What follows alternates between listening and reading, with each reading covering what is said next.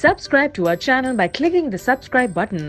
Click the bell button and enjoy the latest uploads from our channel.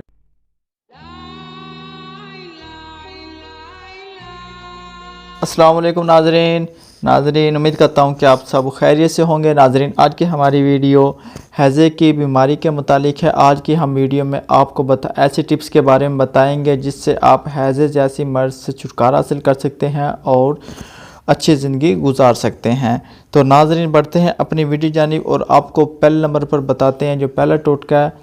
चंद सुर्ख मिर्चें पानी में अच्छी तरह से घोट लें और ये पानी पी जाएं। दिन में चंद बार ऐसा करने से इस तरह की मर्ज़ से आपको फाका मिलेगा। दूसरे नंबर पर मिर्च से 8 अदद ज़रा सी मिश्री और 2.5 तोले प्याज लें, उसे खूब घोट लें। बारीक हो जाए तो इसमें पानी मिलाकर पी लें, हैज़े को फाका होगा।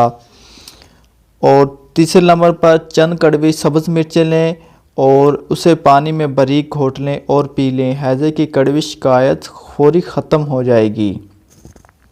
हैज़े की वबा फैल जाए तो घर के हर फर्द को दिन में 1 से 2 बार चंद कतरे अरके कफूर पानी में मिला कर दें, हैज़े का ख़दशा ना रहेगा। और अगर हैज़े की वबा फैली हुई हो और घर के किसी फ़र्द को हैज़ा हो जाए तो उसे भी पानी में चंद कतरे अरके कफूर मिलाकर पिलाएं, हैज़े को शफा होगी इंशाअल्लाह।